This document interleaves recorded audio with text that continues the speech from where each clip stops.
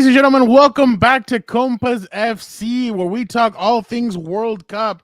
It got started, fireworks are going. We have some upsets, we have a lot of ties, but really, this is the beginning of the World Cup. Some great couple of first days. Obviously, we got Daniel back on the show. No JC today, but we got our main man, Eduardo Rodriguez, Eddie, obviously our main man. Last week he was on the DL, but he's back now. He's back on the pitch, ready to make some plays. Eddie, appreciate you jumping on. How you doing? Thank you, Fernando. Hey, Daniel.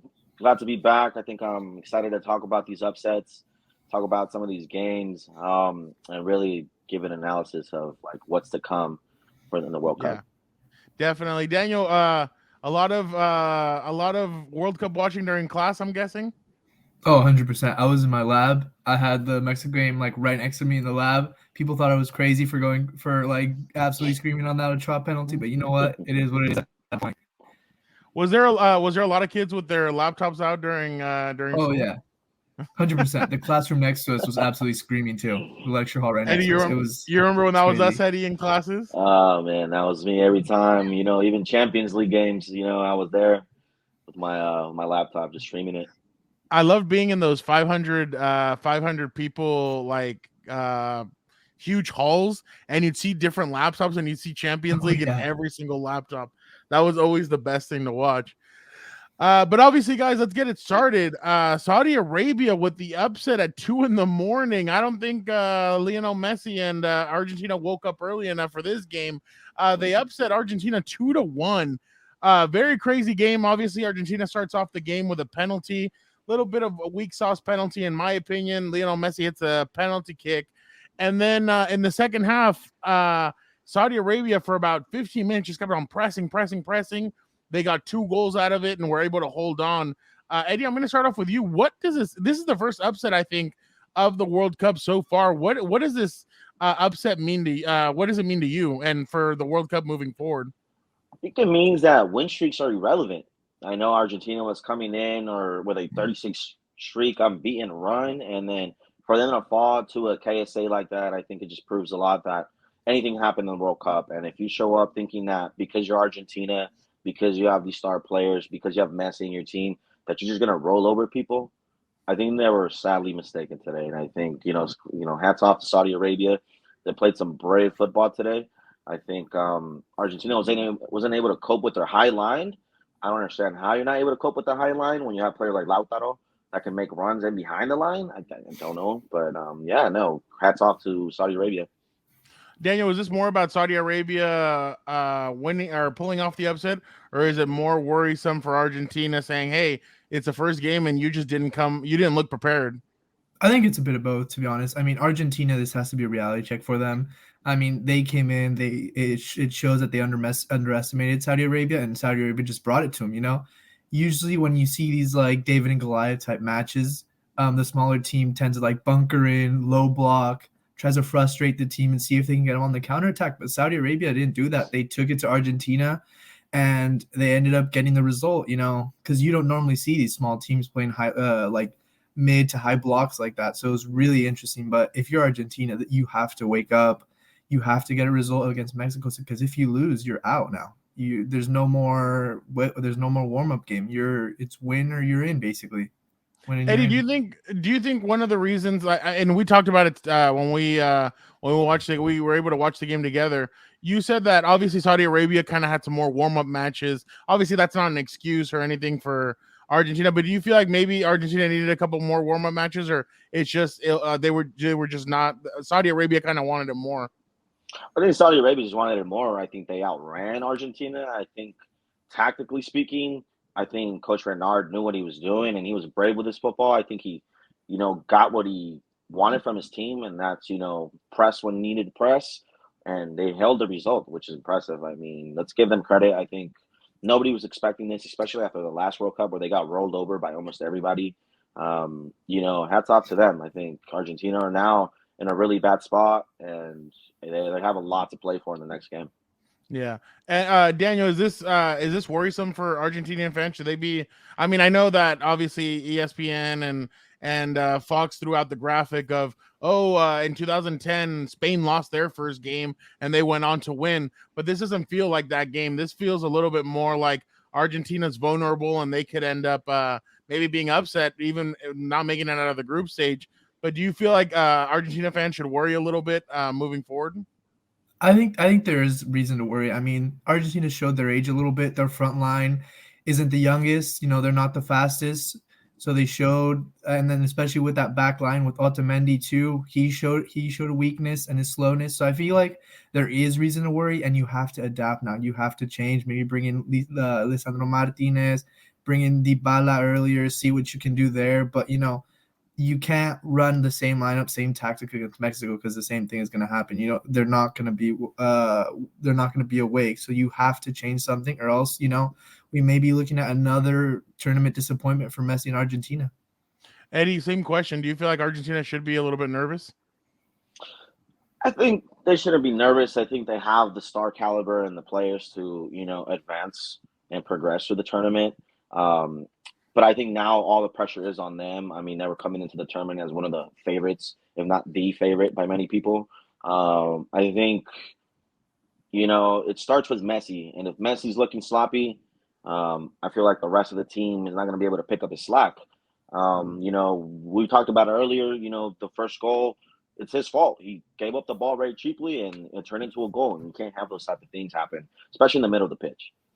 Yeah, no, definitely. And I mean, so does this is this Eddie, in your opinion, does this fall more on the players or on the coach, on the I coaching think staff?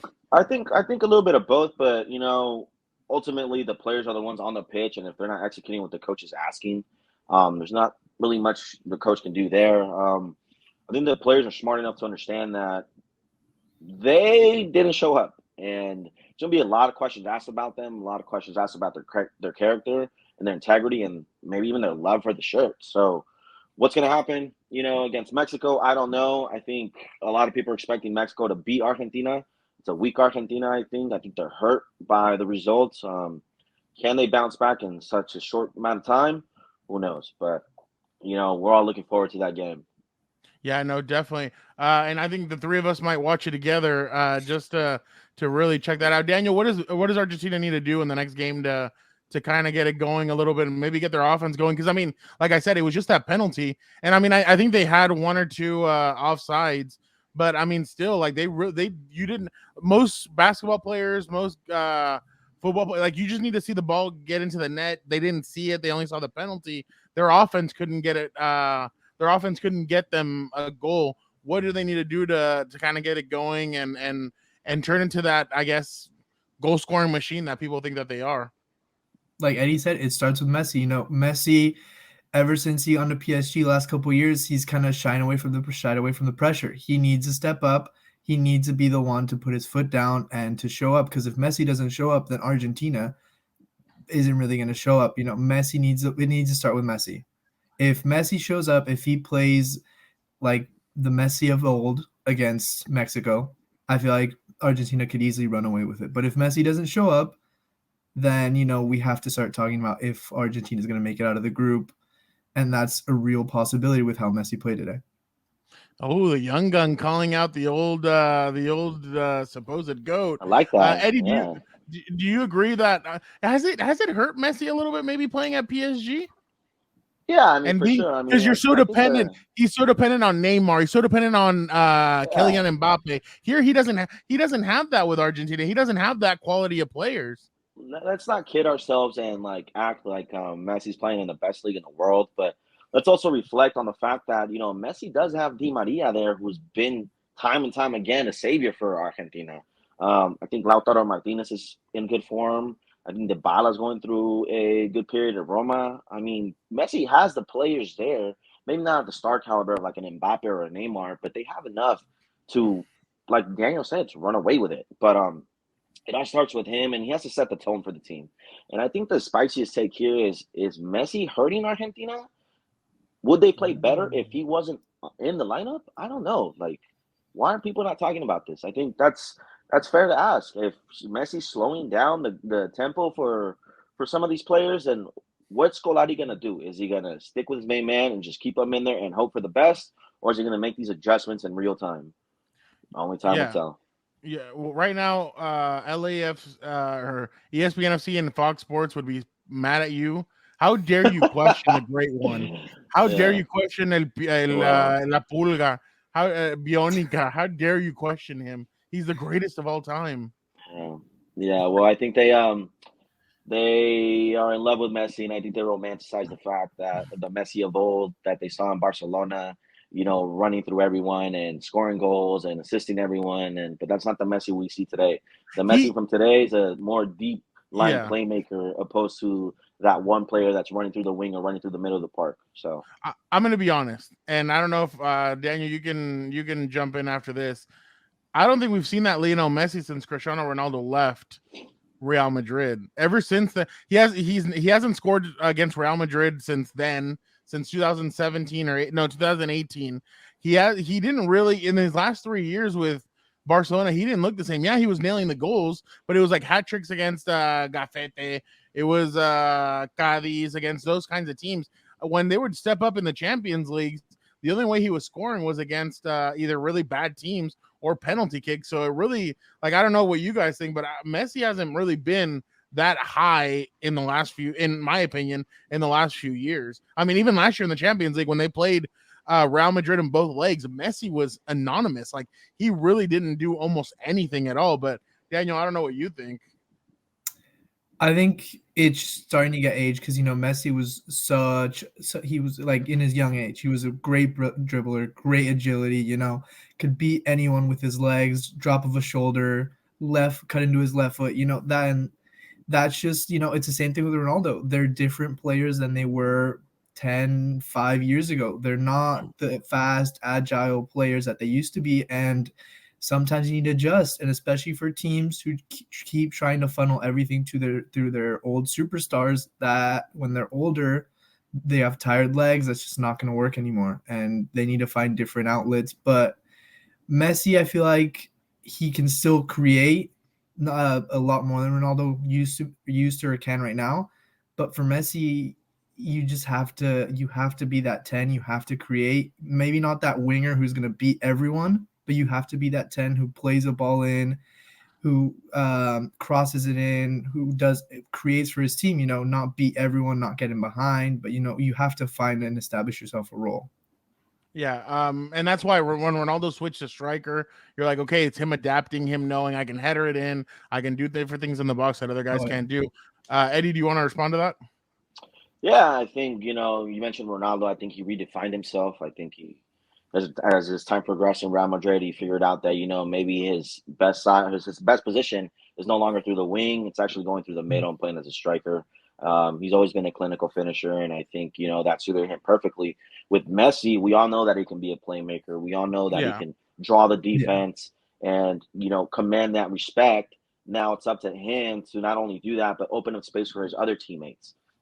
Like Daniel saying, he has to create. He has to be that 10. He has to be almost like a Riquelme who's like dictating the tempo of the game. I don't think the coach is asking him to do much. He's not asking him to press. He's not asking him to win the ball back. He's not asking him to do all these defensive duties that come with maybe that playmaker role of like Luka Modric. But like he has to do something and he has to show up. Considering that this may be his last World Cup, that'd be such an embarrassing way, I think, to exit. 100%. Now let's move on to more from Group C, Mexico. We had to start with that because obviously it was a huge upset and everything. But let's go now to Mexico versus Poland, 0-0. Daniel, I'm going to start with you. What did you see in this game from either team, Poland, or what did you see from this game specifically? I mean, it was exactly what I expected coming in. Poland was gonna do low block, invite Mexico to come in, do that little horseshoe that they call, play. Don't let them in the box, but let them over the wings, see if they could cross it in, have chances, and that's exactly what happened. Poland frustrated the Mexican offense. They had some half chances, but they weren't able to penetrate the lines, and Poland got one or two good half chances, and they got a penalty from that. And luckily, Memo Ochoa turned into Goku every 4 years and saved Mexico from potential elimination. But that's what we all expected coming in. Poland was going to invite Mexico to play, and if Mexico can't penetrate and can't play, which we know they haven't been able to prove under Tata Martino, and they haven't been able to prove that they have a 9 who can finish those half chances, and that's exactly what happened. Eddie, what did you think about this game? I'm not surprised. I think I was expecting a lot of uninspiring football on both sides of the game, pitch. I think Poland was just there, trying to play the counter, trying to give Lewandowski 1 or 2 chances, because that's all he needs. He just needs 1 or 2 chances. He'll put it in the back of the net. Fortunately, he wasn't able to convert the penalty. Mexico looked like they had no idea and did not know how to penetrate, the back five that Poland was showing. I think their best ball handler was Luis Chavez by far. I think Ache showed his age, and I think Edson Alvarez had an okay game, a mediocre game. He didn't really impose himself. I think Tata Martino is, this is his fault for not taking a number 9. And I think the most informed number 9 Mexico had is Santi Jimenez. Santi And I think if you Jimenez. would have taken Santi Jimenez, possibly he could have changed the face of this game. But you're relying on Henry Martin, who looked out of place in the lineup. Then you put in Raul Jimenez, who did bring a little bit more energy, but still is not 100% Raul Jimenez. You sub in Antuna, which was a waste of a sub, in my opinion. It goes back to what I was saying, earlier, that Tata Martino is not the guy. He's not the guy, has no idea what he's doing. In my opinion, I think he's one of the worst coaches Mexico has ever had. And I think today, Mexico lost some points. You want to be positive about it, that they grabbed the point, okay, but I think they lost the points. The game was there for the taking, and they didn't capitalize. Yeah, no, definitely. And there was a play I remember with Raul Jimenez where he had Chucky on the right hand side, and everybody's like, pass it, and he ends up doing something weird, and the ball goes out of bounds. But definitely, he looked more active than Henry Martin. But Eddie, real quick, were you okay with Chucky playing on the right side and Vega playing on the left side? Yeah, I think I had no problem with that. I think, Vega has shown that he can play on either side. I think Lozano has shown that he can play on either side. I'm pretty sure throughout the game they were, switching side to side.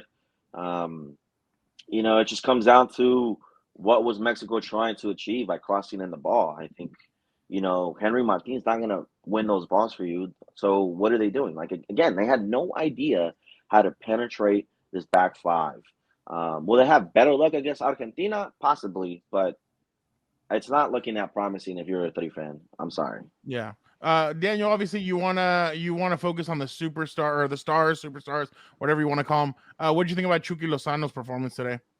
Chucky Lozano coming in the World Cup, he hasn't been in his best form. I thought he played well down on the right. I like JC, or like Eddie said, I didn't have a problem with Vega on the left, and Lozano on the right. At this point, Vega's been in better form, and you prefer him in his better position.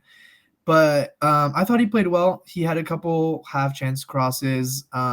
You would hope that they would be able to capitalize it, but Mexico, who's the shortest team at this World Cup, just choosing crosses as your main point of attack is questionable. But they weren't able to break the back line, and when Chucky got tired, you bring in Antuna, who doesn't give you much, doesn't give you anything at all. You'd prefer Diego Lainez, who may not be in his best form, but he's talented. You've seen what he can do, cutting in on that right side onto his left foot like he did against the U.S. Diego Lainez might not be in his best form, but he gives you something. Eddie, what do you think? I don't think so much Linus. I think, you did have options on the bench, like maybe an Orbelin, possibly, Piojo Alvarado. Could have gave you a little bit more of, that ball retention, of being that creative playmaker and that creative outlet that they were lacking all game. I don't think Diego Lainez is the solution. I think when we speak about solutions, we're looking at, they don't have a number 9 that can finish those half chances like other teams do. Argentina have Lautaro, Mexico has Henry Martin. We're comparing 2 different players, and unfortunately, that's probably what's gonna end up doing Mexico in this tournament. And if you don't score the goals, you're not gonna go through. Simple as that. What Eddie? What's one change that Mexico needs to do, or that Tata Martino needs to make in the lineup to compete better against Argentina? I think at the right back position, I think you've seen Sanchez was really poor. It makes you question Tata Martino and his decision not to take Mosso. I think arguably Mosso has been the best right back for Mexico in the last 2 years. I think he offers you a whole lot more going forward.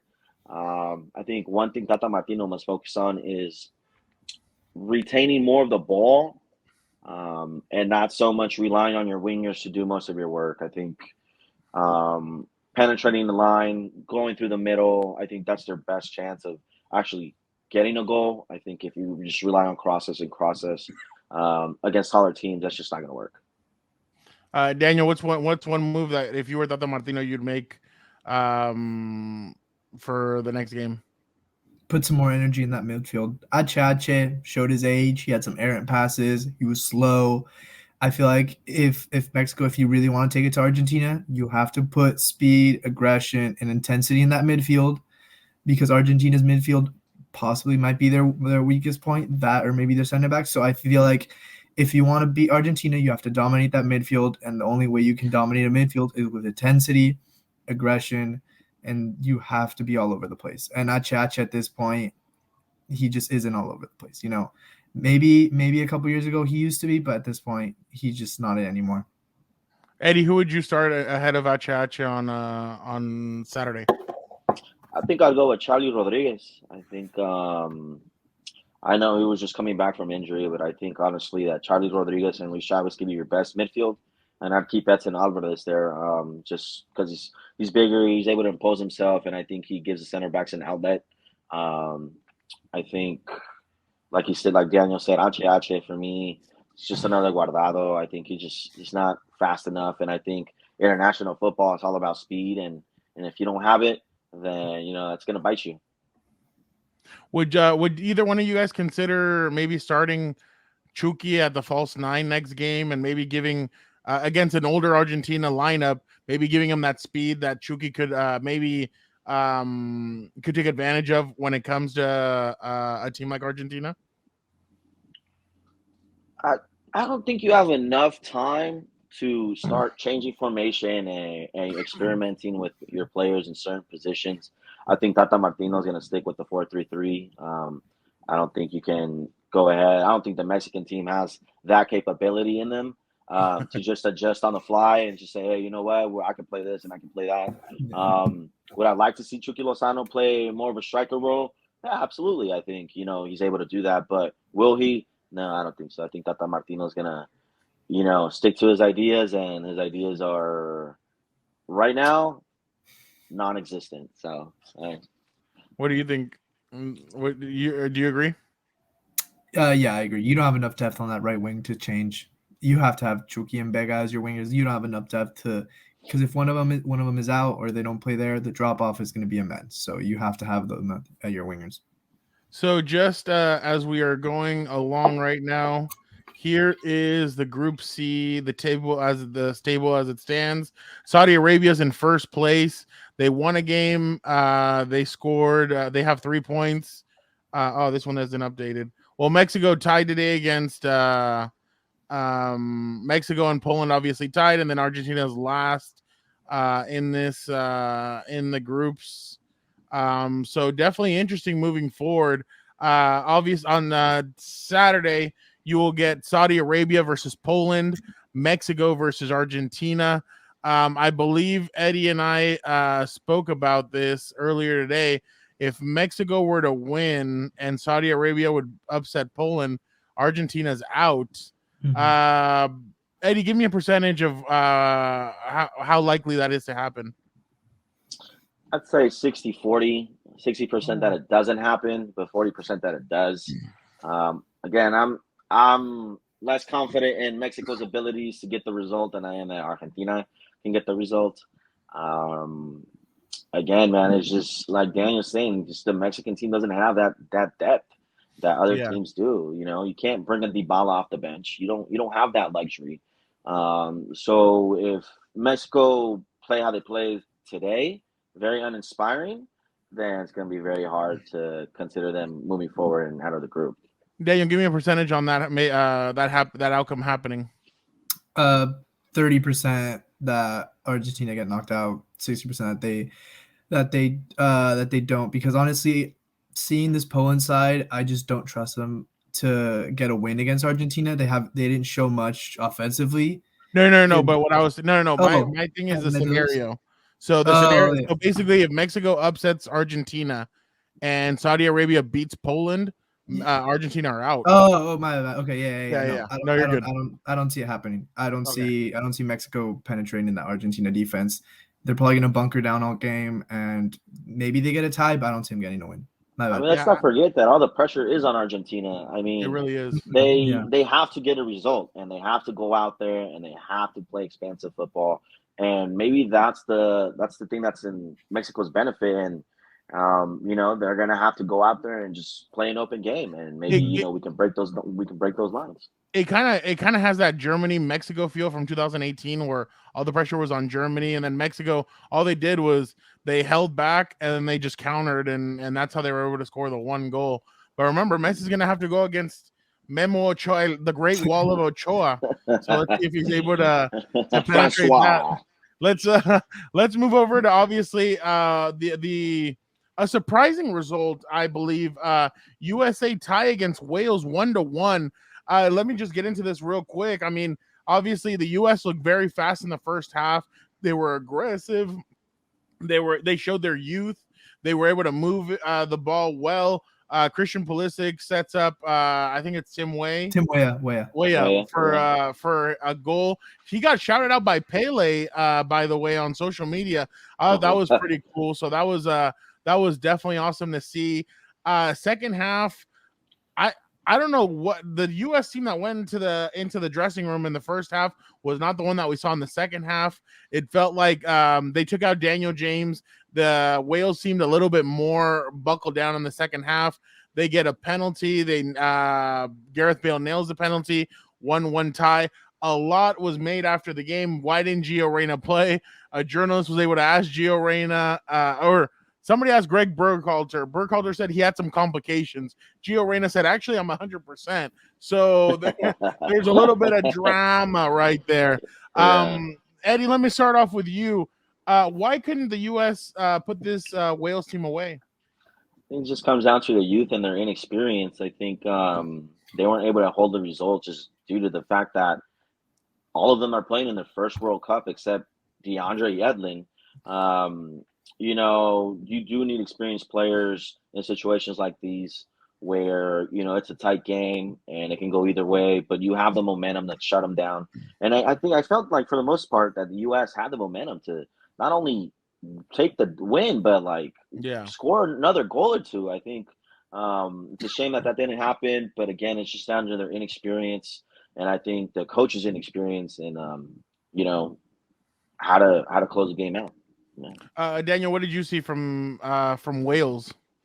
They brought on Kiefer Moore, who's 6'4", 6'5", great hold up play, and he really changed the game for Wales. I mean, that first half they bunkered down. Honestly, the U.S. were unlucky to not get 2 or 3 goals in that first half. How they played, how they pressured Wales, but the moment they brought on Kiefer Moore, they changed their shape a little bit. They brought it to the U.S., which they did in the first half. And I mean, I think what it comes down to is that Wales adjusted their game plan and the U.S. didn't. And that just is a testament to Greg Berhalter and his inability to manage in game. Eddie, what if you're Greg Berhalter, what do you tell your team before their Friday matchup against England?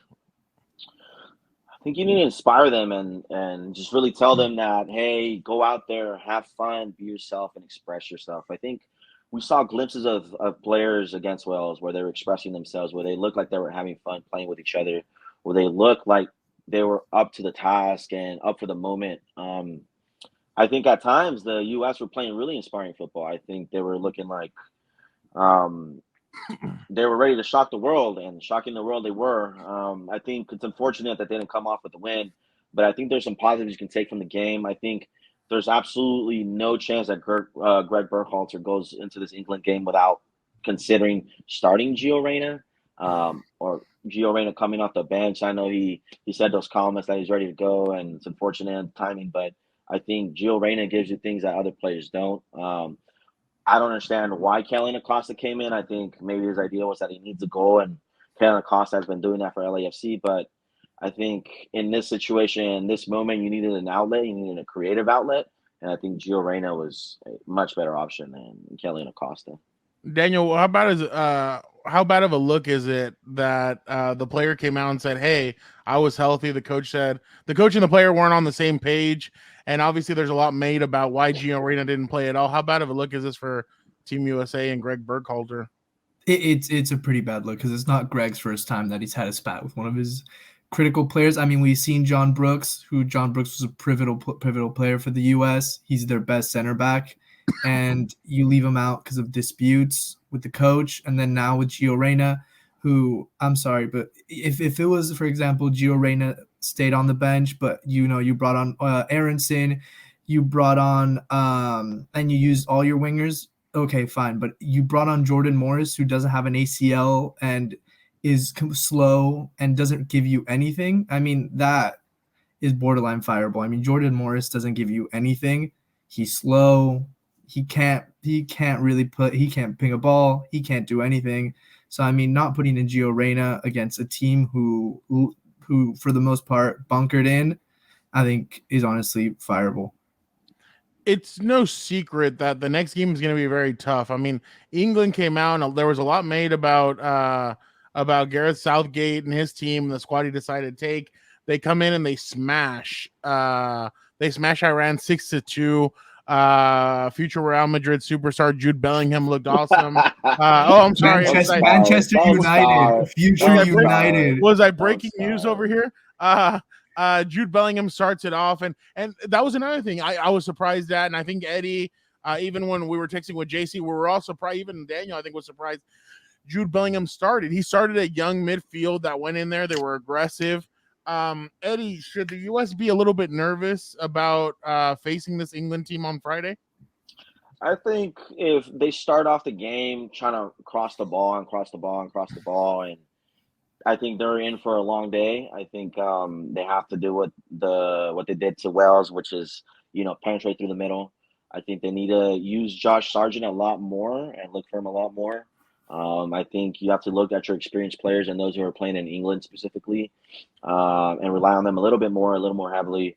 But they are in for a matchup, I'd say. I think don't mistake England for I would say, for being overconfident. I think this is who they are. This is who they've shown to be. I think Gareth Southgate's answering the critics, and rightfully so. I think some criticism has been unfair, and I'll sit here and say that I've criticized him and his selection, but so far it's looked like it's paying off. I think the U.S. is do or die. You have to win the game. You can't tie the game. I think you have to win it. You have to. Daniel, Eddie already gave us a move that he would make. You put in Gio Reyna. What's a move if you were Gareth Southgate that you'd make, or do you feel like that team going into this game would be good enough? The starting 11 that he had. Gareth Southgate or Berhalter? No, Gareth Southgate. Oh, Gareth Southgate. I mean, I feel like he did everything right. Start Saka on the right, Saka as your best winger on the right.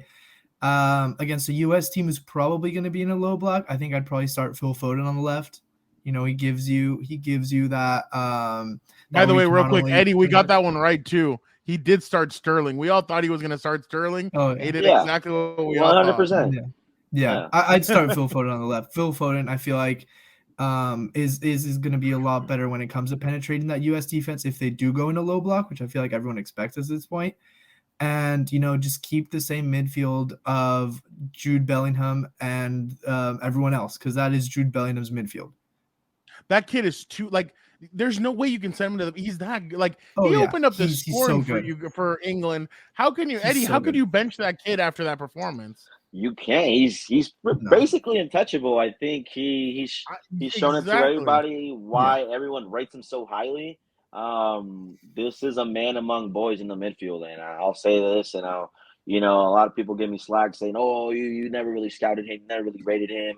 I don't know how much championship football you see, but back in his Birmingham City days, this guy was a star, and there's a reason they retired his jersey at 16 years old.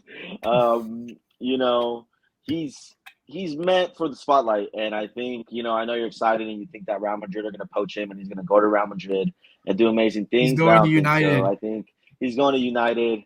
But no, yeah, I think if you're an England fan, him and Declan Rice give you something that they've been lacking for quite Oh some yeah. time, and it's exciting. It's exciting to see. He's the one in Borussia Dortmund that in Champions Leagues he's been the one score like Oh even the Oh announcers, yeah. even the announcers, which I can't stand those announcers because they oh Jude Bellingham scored again, dude. yeah, man. Celebrate the kid. The kid's a superstar. Like he really is Yeah. He had a nice that good. partnership with Holland. Don't forget that when Holland was there, him and Holland, Exactly, Yeah. they had a man. beautiful partnership. I think Royce Borussia Dortmund and is a them get along really machine. well. Oh I yeah. think, And now with Mukuaku, who's what, 17, 18? That kid's gonna yeah, be a star too. No, and Borussia Dortmund is a youth machine. Like you Yeah. send your youth there, 100%. and they'll turn out to be machines. Yeah, and I think you're not to off track, but like you see these big nations give these kids that chance to be a star, that chance to express themselves, that chance to be part of it, something special. Where you see teams like Mexico who rely on experienced players or you're too Geriatric. young Los de or Europa. exactly like there's a lot of talent in the Liga MX, and it's unfortunate that a lot of these Mexican players just don't get that chance. Mhm. Exactly. No, and I completely agree. Eddie, what is there anything that you would is are you with Daniel? Is that the change that you would make? You would remove Sterling and put Phil Foden against the US? I think I'm a little biased here, but I think I'll start Marcus Rashford. I think he's itching for a start. I think he's in superb form for his club. I think he's. I think right now he's playing some of his best football, and I think So there's no way you don't play him. Um, so you go uh, Rashford on the left, Harry Kane, and then Saka on the right. You're that's good with yeah. Saka? I'm good with Saka. I think Yeah. he's playing for the best team in England right now. I think he's a pivotal player in that team, and I think he's going through a moment right now where he's unplayable. Like you have to play him. Yeah. There's no other way to put it. Are you doing We that? don't Would you do that to take advantage of this? Like you feel like those three, or well, more Saka and Rashford. Do you feel like their speed could really make it a long day for Team USA? And you've seen it, yeah, for sure. You've seen Tim Ream struggle at times with Wales when they brought in speedier players. You've seen Zimmerman struggle with the pace. I think if you're Gareth Southgate, you'll just have Harry Kane play that almost number 10 role where he's just, directing the traffic. He's passing the ball. He's creating space, and he's allowing his wingers to do the work. And don't forget, I also said that Harry Kane's not going to be firing a whole lot this World Cup, and the game to do it was against Iran, and I didn't really see a whole lot of Harry Kane. Yeah, we don't no, even you're know if he's totally gonna right. play. So I think Harry Kane's injured right now. he got injured.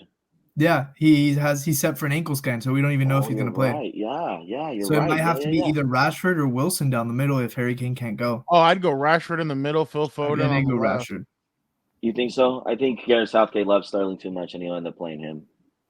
Probably. I don't know why. I don't get it. I don't get why. But obviously, that'll be a very interesting game moving forward. Let's look forward to some of the matchups coming up. Let's go first with the big match, USA England. Eddie, give me one thing that England needs to do to win that game. Just don't overthink. I think just go out there, keep playing the way you're playing, trust each other, and trust that your wingers will be able to get the job done. I think they have too much pace not to exploit that U.S. back line, and if Gareth Southgate plays his cards right, I think the England team win this game easily 2-0. Oh wow, Daniel, give me one thing that the U.S. need to do to kind of combat England and all their speed and kind of they do have better players than the U.S. does. They just need to be able to make in-game adjustments. Berhalter has improved that in the past. he hasn't been able to make in-game adjustments. It's always been position for position adjustments. But if the U.S. is gonna win, if it's gonna be like last game, the first 45 minutes may go the U.S.'s way, and they go in 0-0 into the half. But England is gonna change up their system, and the U.S. they need to be able to change it too if England changes. Give me a prediction. 2-1 England. Okay, so we got 2-0 by Eddie, 2-1 Daniel. I'll go 3-0 England. 3-0. Goleada. Yeah, I think it's gonna be bad. I think it's gonna be bad. That's really disrespectful there. El Madridista Jude Bellingham, I think, is gonna go nuts on that midfield. I think it depends on the first 15 minutes. If England just dominate everything, and right from the start you see the US on the back foot, I think that's what I think is going to end up. Yeah. I think England's going to try and control the ball early. They're going to be like, "Hey, you guys are young whippersnappers. You guys aren't crap to us. We were we just in the Euros. We were the second runner up. We're here to compete. We're here to win." So I definitely think that England's going to come out and they're going to show it off. I'm sure the US will show some good stuff off, but I just don't think it's going to be enough. I think England has way too much firepower for they have a second, even their second team might be as good as the US's first team. So I just think England's deep and they can throw a lot of different things at you. Let's just hope Harry Maguire plays. That's the US's saving grace right there. If you can run it behind not England, Harry Maguire. How dare you talk about Harry Maguire like that? When slabhead. That's Ronaldo's ex-captain right there. Ronaldo never called that guy captain. Don't start pushing that narrative, guy. I think the U.S.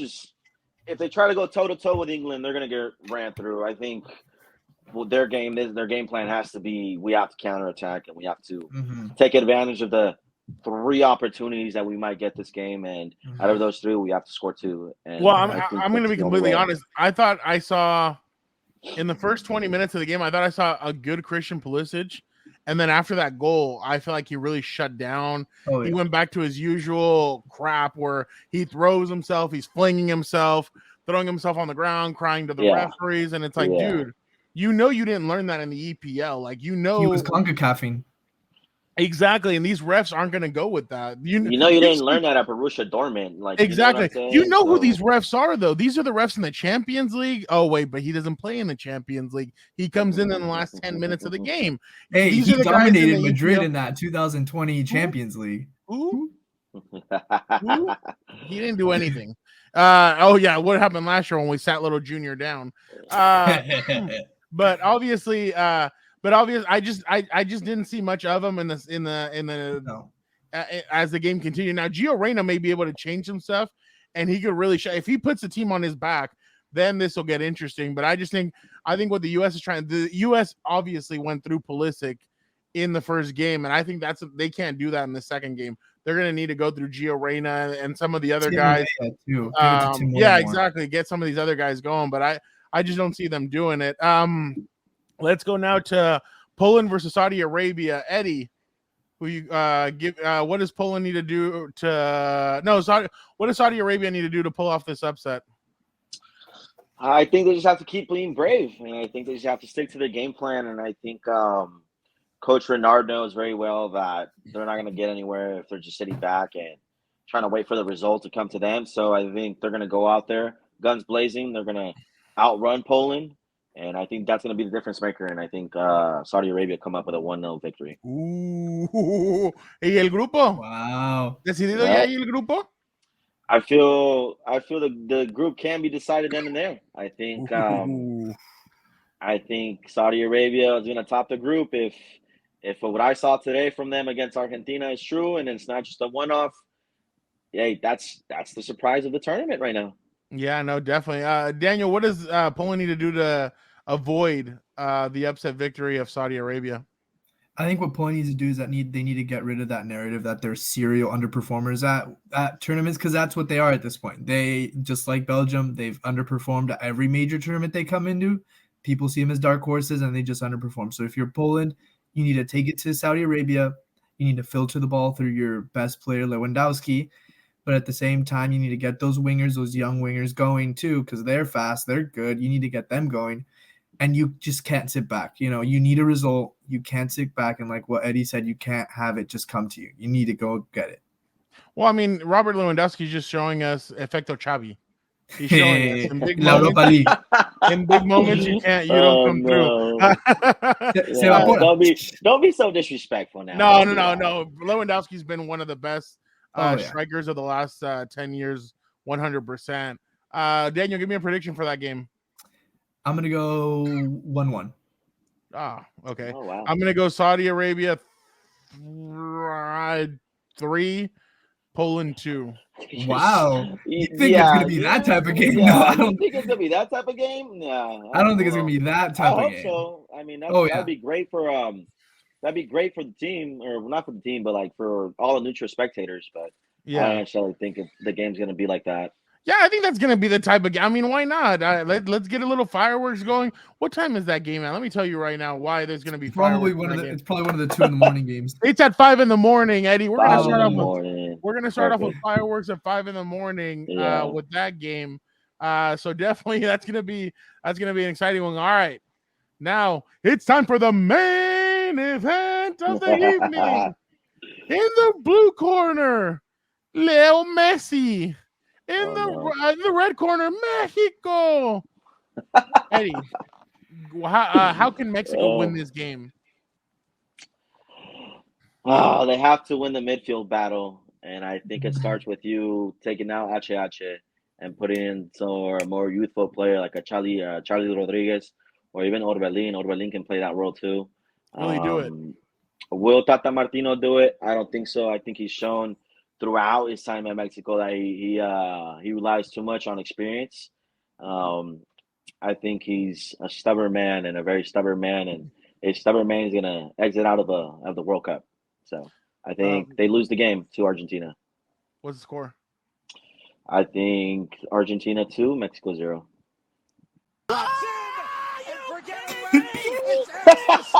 Astonishing! Hey. This is not just a dream, it's a wet dream Yeah. of orgasmic proportions. Magisterial. Are we gonna see a Messi masterclass? Probably not. But What do you, I do think Argentina okay, gets does the Messi result. score? No. There we go. A penalty. No, it's not your turn yet. Now it's your turn. What does Argentina need to do to win this game? What Argentina needs to do is that they just need to wake up and bring it to Mexico. You know, Mexico, I don't see them really wanting to play a high line and take it to Mexico. They're probably going to low block, see if they can frustrate Argentina and try to use Chucky and Alexis Vega to get in behind. But if you're Argentina, you need to bring in your players who are going to show up, not just Messi, but Messi himself also needs to show up. So everyone in that team needs to wake up. You have to realize that just because you're the favorites, it's not going to be handed to you. So you need to go, you need to get the result, because if you don't, they'll see ya, adios, goodbye. Who are you gonna? What are you going? 3-1 Argentina. I think they wake up, and I think Lautaro Martinez has an insane game. That's what I was thinking. Lautaro Martinez might have a big game between Hector Moreno and who's the other guy? Montes.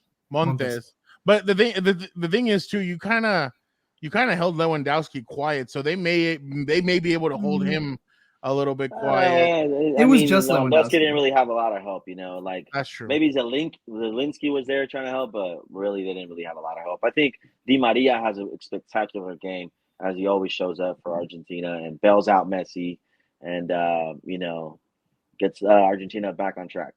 Just because I'd love to see Argentina get knocked out, I'm gonna go Mexico 1, Argentina 0, and we're gonna hear this.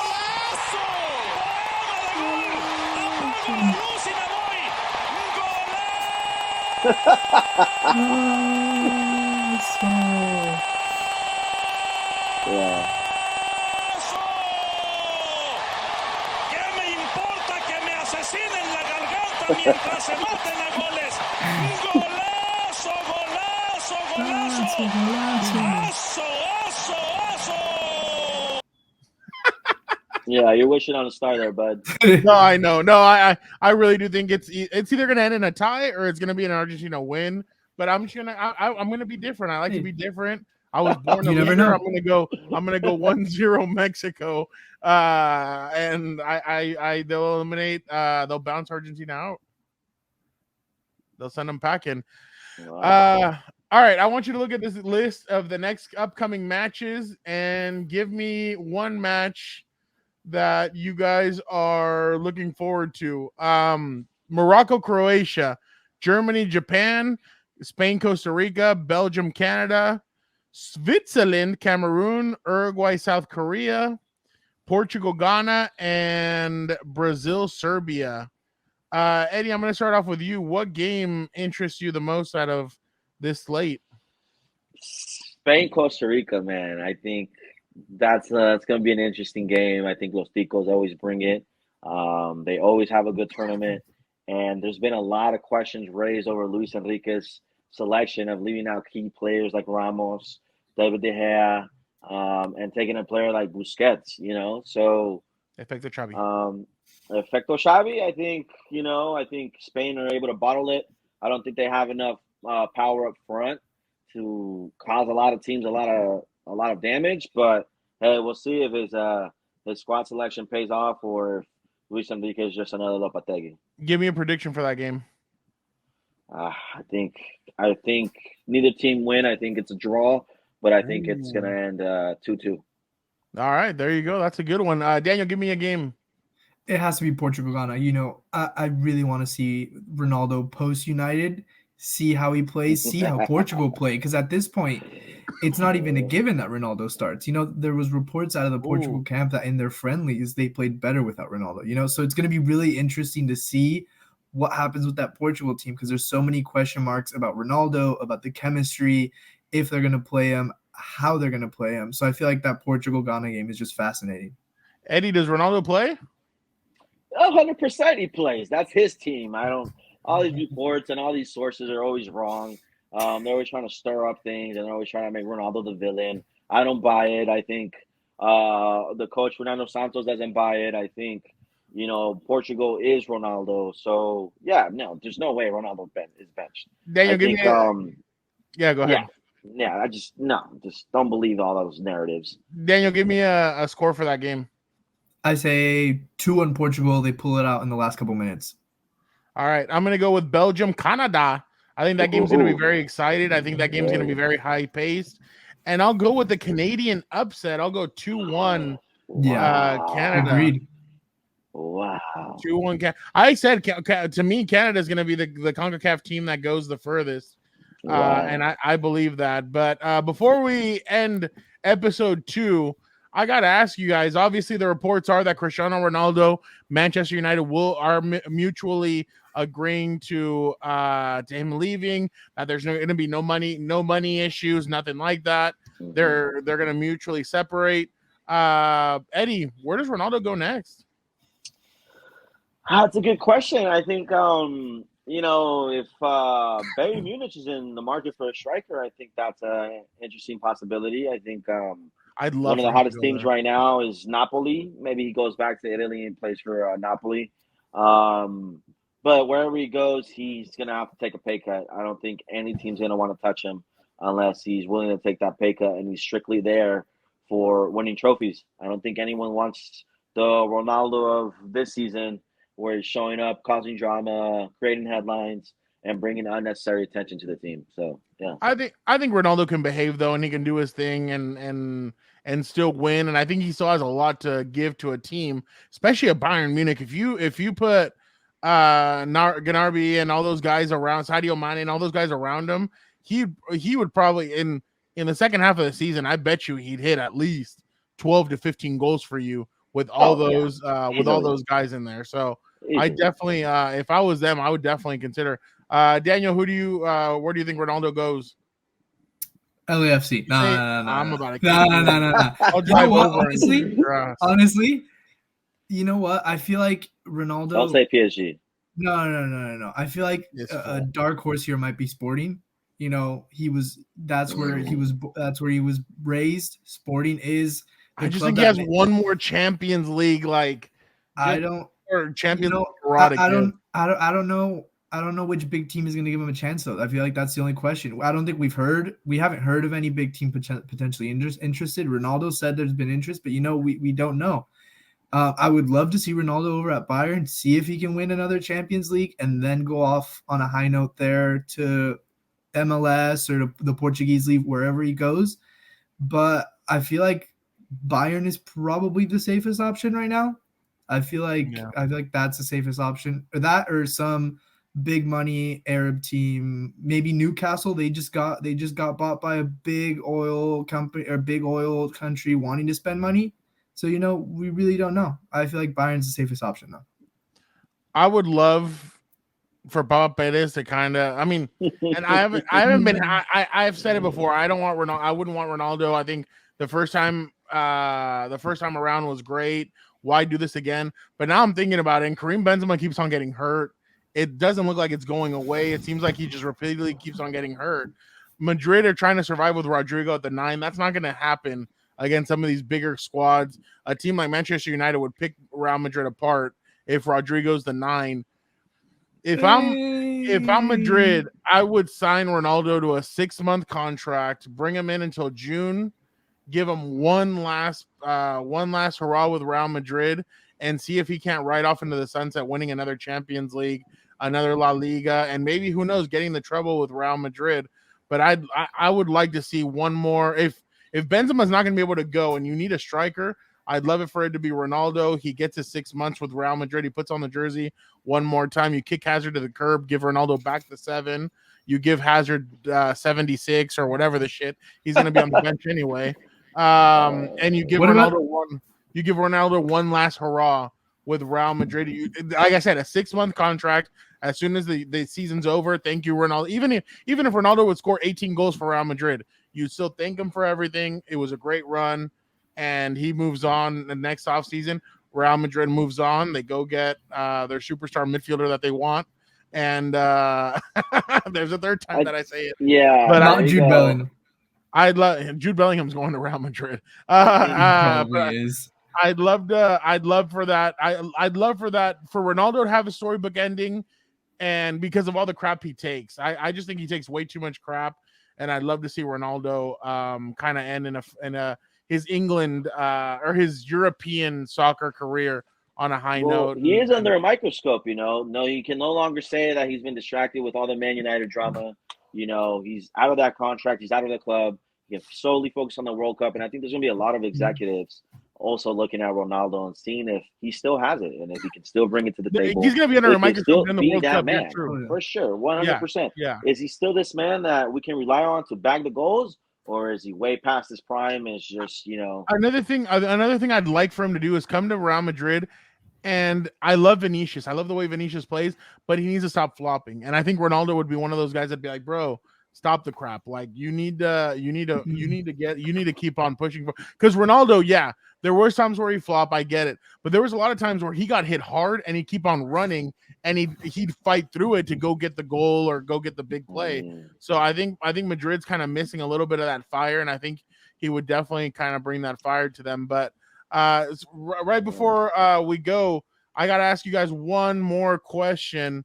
Obviously, there is news that that Man U might be on that the Glazers might be selling Man United. How excited are you guys? And let's just have fun with it. Who realistically, Eddie, who would you want?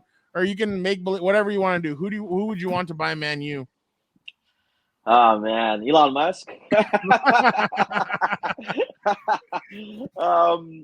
tweeted that before, all in fun, but honestly, Conor McGregor.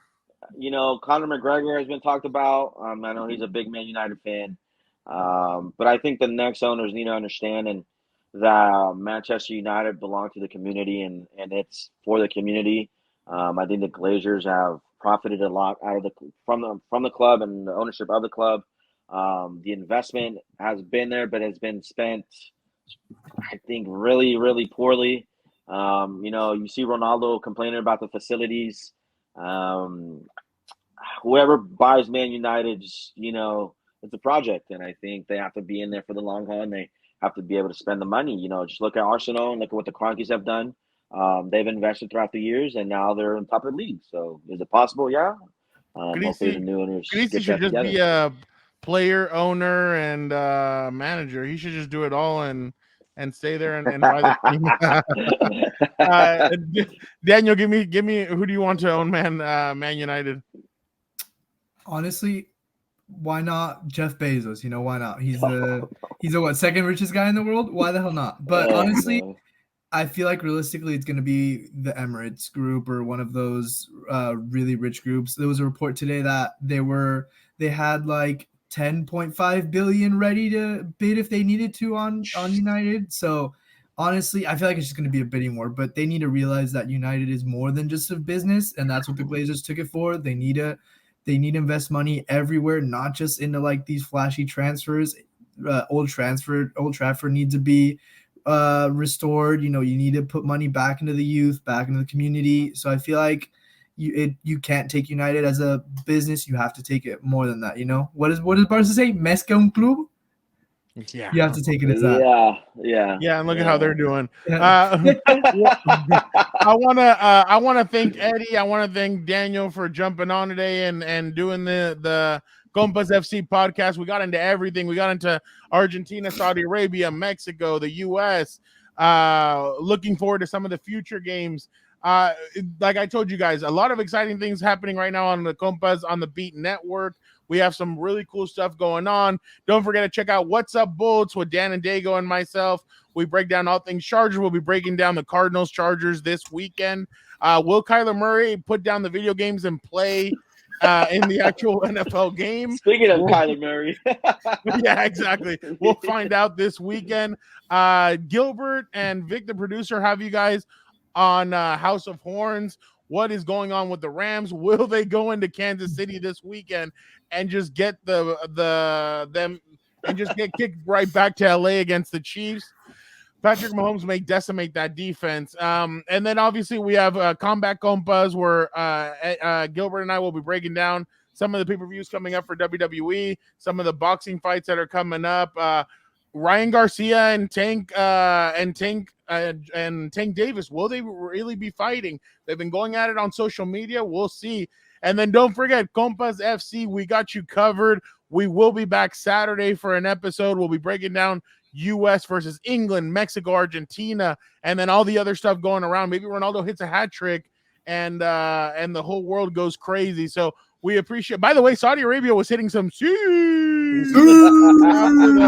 after their victory. It's a national holiday for them now. And it's a national holiday in Saudi Arabia because they upset Argentina. So that's beautiful. The game is the beautiful game is changing lives. But we appreciate you guys so much. Thank you guys so much. And don't forget, be a compa, tell a compa, like, subscribe, comment. If you guys have any questions for Eddie, for JC, for Daniel, leave them in the comment section. We will answer them here on the show. We appreciate you guys so much. Eddie and Daniel, thank you guys so much. And let's keep on going. It's a beautiful, beautiful World Cup. Beautiful time to watch some football. Thank you guys so much. Like I said, be a compa, tell a compa about Compas FC. Thank you guys so much and have a great Thanksgiving week.